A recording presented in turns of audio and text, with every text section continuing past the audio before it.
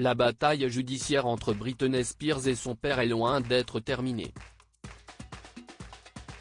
Le 12 novembre 2021, après des mois de procès, la chanteuse a été libérée de la tutelle que son père exerçait depuis des années. Honnêtement, ça me choque au quotidien de me réveiller en me demandant comment ma famille et cette tutelle ont été capables de me faire ça. C'était démoralisant et dégradant, réagissait l'interprète de Womanizer. Mais si Britney Spears pensait être définitivement débarrassée de son père, elle s'est trompée. Car depuis, Jamie Spears a continué d'attaquer sa célèbre fille régulièrement en usant de procédés discutables.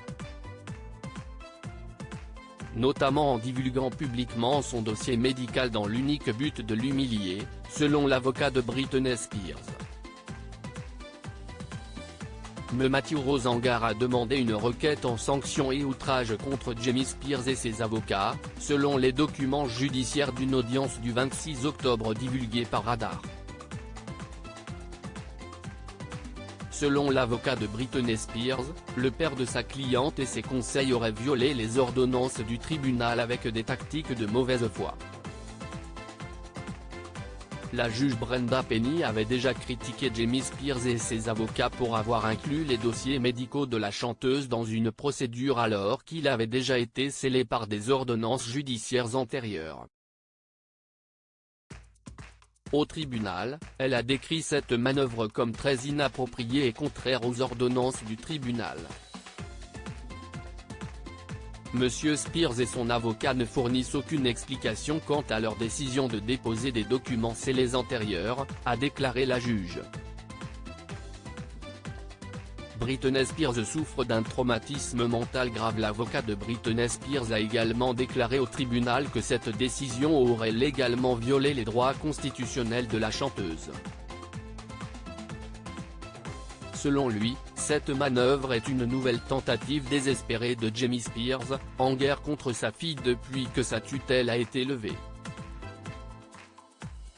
Depuis novembre 2021, le père de Britney Spears aurait cherché à humilier la chanteuse et à accumuler de grosses factures juridiques pour l'obliger à les payer.